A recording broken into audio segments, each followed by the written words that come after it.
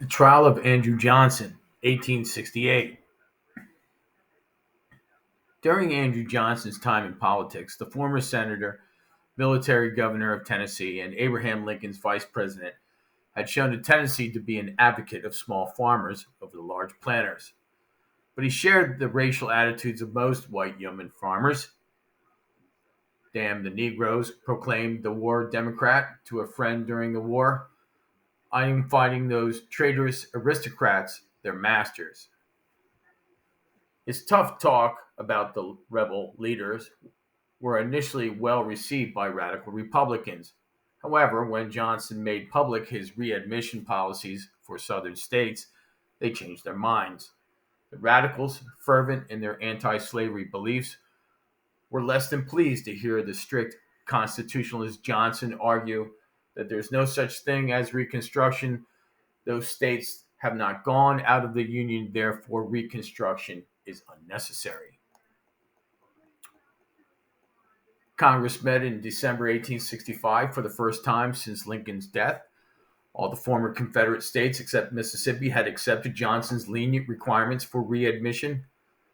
Though they approved the 13th Amendment, abolishing slavery, the Southern states had restored the old elite power and sent all white delegations to Washington, including many former Confederate leaders. Thoroughly upset, the radicals, joined now by the moderates, simply omitted the former Confederate representatives from the roll call, essentially denying them and their states admittance. The struggle over who controlled construction had begun. In an inversion in constitutional reasoning, secessionists and Johnson argued that the states never left the Union, while some radicals began arguing that they had and now should now be treated like conquered provinces subject to the control of Congress. Their concept did not emerge triumphant until 1867.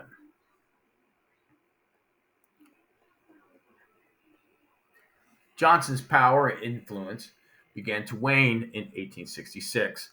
In February, his veto of a bill to extend the life of the Freedmen's Bureau, which provided relief for destitute blacks and whites, was upheld by the Senate.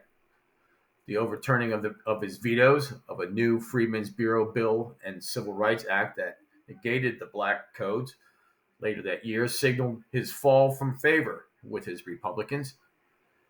His vetoing of the Military Reconstruction Command of the Army and Tenure of Office Acts in 1867, along with his public attacks on congressional challenges to his powers and his continued defiance of their wishes, laid the foundation for a constitutional showdown in 1868.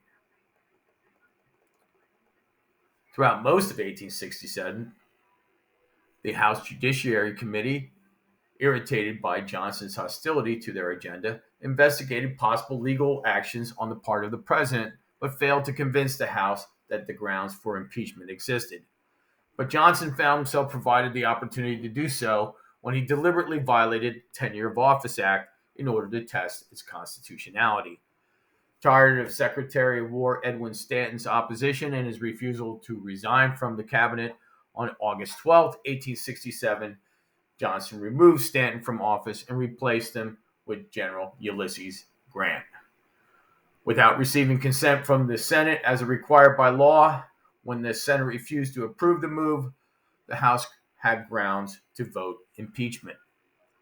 Of the 11 articles of impeachment, 8 addressed Johnson's violation of the Office of Tenure Act. Article 9 accused the president of issuing orders in violation of the Army Act, which required that all orders from the president as commander-in-chief go through the office of General of the Army. The last 2 articles essentially charged him with criticizing Congress by inflammatory and scandalous harangues. The Senate trial opened March 5th and lasted until May, with Chief Justice Salmon P. Chase presiding. On May 16th, enough Republicans joined their pro-Johnson colleagues to prevent his conviction by 1 vote. They broke ranks mostly because they feared the consequences of removing a president for largely political rather than criminal reasons, and they opposed the economic and social agenda of the radicals. To blunt further opposition, Johnson agreed not to obstruct the process of Reconstruction, thereby allowing congressional Reconstruction to be in earnest. Ironically, the failure to remove Johnson dealt the radicals a political blow, damaged their morale and support, and ultimately led to their downfall. So the story is of the one vote. Saved by one vote. William H. Crook served as a bodyguard for President Andrew Johnson and witnessed the decisive vote in the Senate that Saturday morning in May. On May 16th, the vote was taken.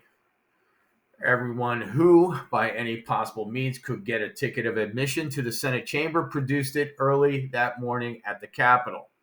The floor and the galleries were crowded. The journal was read. The House of Representatives was notified that the Senate, sitting for the trial of the president upon the articles of impeachment, was ready to receive the other House in the Senate chamber. The question of voting first upon the 11th article was decided. While the clerk was reading the legal statement of those crimes of which, in opinion of the House of Representatives, the president was guilty, some people fidgeted, some sat with their hands tensely clasped together. At the end, the Chief Justice directed that the roll be called. The clerk called out, "Mr. Anthony." Mr. Anthony rose. "Mr. Anthony," the Chief Justice fastened his eyes upon the senator. "How say you?" is the respondent. "Andrew Johnson, President of the United States, guilty or not guilty of high misdemeanor as charged in this article?" "Guilty," answered Mr. Anthony. A sigh went round the assemblage, yet Mr. Anthony's vote was not in doubt. A two-thirds vote of 36 to 18 was necessary to convict, and 34 of the senators were pledged to vote against the president. Mr. Fowler of Tennessee, it was known, would probably vote for acquittal, although there was some doubt. Senator Ross was the Sphinx. No one knew his position.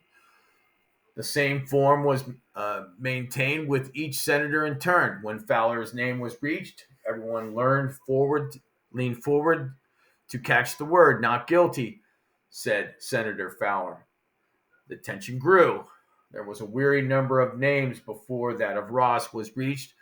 When the clerk called it and Ross stood forth, the crowd held its breath. "Not guilty," called the senator from Kansas. It was like the babbling of a cauldron. The radical senators who had been laboring with Ross only a short time before turned to him in rage. All over the House, people began to stir. The rest of the roll call was listened to with lessened interest, although there was still the chance for a surprise. When it was over and the result, 35 to 19, was pronounced, there was a wild outburst, chiefly groans of anger and disappointment, for the friends of the president were in the minority.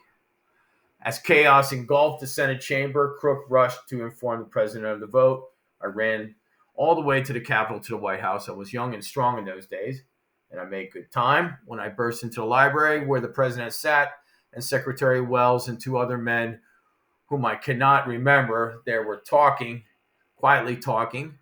Mr. Johnson was seated at a little table on which luncheon had been spread in the rounding southern end of the room. There were no signs of excitement. "Mr. President," I shouted, too crazy with delight to restrain myself, "you are acquitted." All rose. I made my way to the president and got hold of his hand. The other men surrounded him, began to shake his hand. The president responded to their congratulations calmly enough for a moment, and then I saw that tears were rolling down his face. I stared at him, and yet I felt I ought to turn my eyes away. It was all over in a moment, and Johnson was ordering some whiskey from the cellar. When it came, he poured himself into glasses for us. We all stood up and drank a silent toast. There were some sandwiches on the table. We ate some, and then we felt better. In a few minutes came a message of congratulation from Secretary Seward to my dear friend. By that time, the room was full of people, and I slipped away. So here are your questions. Okay. There's question 1 and 2. There's 3 and 4. And 5 and 6. 6 is 3 parts. And there's 7 and 8. And 9 and 10 and 11. And 12 and 13 and 14. And that's it.